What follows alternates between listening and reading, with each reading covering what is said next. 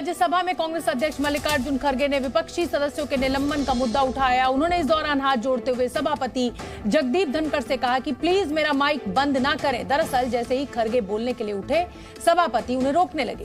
खड़गे ने कहा कि डिबेट में छोटी मोटी बात होती रहती है, जब एक दूसरे के विषय में कहते हैं अगर वो अनपार्लियामेंट्री है, किसी को दुखी करता है, तो उसे आप कह सकते हैं कि ये अनपार्लियामेंट्री है। लेकिन लोकसभा में हमारे अधीर रंजन चौधरी को निलंबित किया गया, वो बेहद हल्का मामला था। खड़गे ने यह भी कहा कि अधीर ने इतना ही बोला, नीरव मोदी।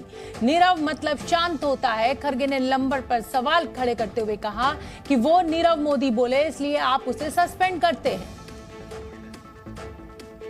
आपसे विनती है, जल्दी माइक बंद मत करो साहब, मेरा एक विनती है। क्योंकि आज लास्ट डे है और इतने लोगों को इस सदन से सस्पेंड किया गया और प्रिविलेज कमिटी को रेफर किया गया, 6 लोगों को किया गया और वहां पर अधीर रंजन चौधरी जो अपोजिशन लीडर है उनको भी सस्पेंड किया गया। ये ऐसा अरे संविधान में दोनों हाउस है, दोनों एक हाउस नहीं है। अधीर रंजन चौधरी साहब को निलंबित किया गया है, वो फ्लिप्सी ग्राउंड। उन्होंने इतना ही बोला, नीरव मोदी। नीरव मीन्स शांत, साइलेंट। अरे मुंह, इसीलिए तो नीरव मोदी बोले तो इसके ऊपर आप सस्पेंड करते हैं। It happened there sir, it happened in the other house. अरे other house sir, I am pleading with you, vice president of India and chairman of this house, because you have to protect the democracy. I will react sir, I will react. You have to, ऐसा नहीं होता। Bharatiya Janata party और मोदी जी के नेतृत्व के कारण अभी इन लोगों को भी भारत माता की जय बोलना पड़ रहा है और भारत माता करके स्वीकार करना पड़ रहा है।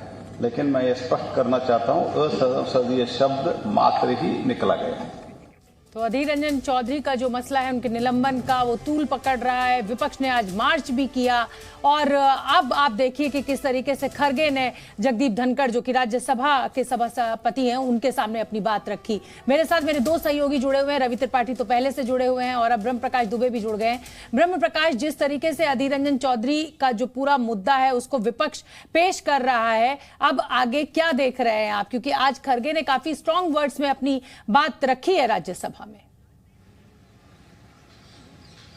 बिल्कुल, देखिए शोभना, अपोजिशन ने संसद के भीतर मार्च भी किया है और विरोध किया है, लेकिन सत्ता पक्ष का ये कहना है कि देखिए ये सीधी टिप्पणी प्रधानमंत्री नरेंद्र मोदी पर है और वो सिर्फ एक दल के प्रधानमंत्री नहीं है, पूरे देश के प्रधानमंत्री हैं और उनकी पार्टी के नेता हैं। लिहाजा ये टिप्पणी गंभीर है। और जो मल्लिकार्जुन खड़गे जिस तरह से सफाई दे रहे थे कि नीरव का मतलब शांत होता है और वो जो उसकी व्याख्या कर रहे थे, उस पर सत्ता पक्ष का कहना है कि देखिए किस इंटेंशन से ये कहा गया है, नीरव मोदी का शब्द लिया गया है, वो आप जानते हैं, दुनिया जानती है कि सदन के भीतर जो है किस इंटेंशन से इस शब्द का इस्तेमाल किया गया। यही वजह है कि सख्त कार्रवाई के लिए सत्ता पक्ष भी अड़ा हुआ है और जो लोकसभा के अंदर, सदन के अंदर जो कार्रवाई का प्रस्ताव किया गया, उस पर सरकार भी कायम है और सरकार की तरफ से कहे कि बीजेपी की तरफ से जो है तमाम लोग चाहते हैं कि इस मसले पर एक्शन होना चाहिए, क्योंकि नीरव मोदी जिनको लेकर बीजेपी के कई नेता कह रहे थे कि हम उनको सुनना भी नहीं चाहते, वो उसकी तुलना प्रधानमंत्री नरेंद्र मोदी से कर रहे हैं। यही वजह है, गुस्सा है सत्ता पक्ष। जी बिल्कुल, ब्रह्म प्रकाश और रवि त्रिपाठी का भी जल्दी से रुख कर लेती हूँ। रवि, देखिए विपक्षियों के खिलाफ बड़े एक्शन लिए गए, चाहे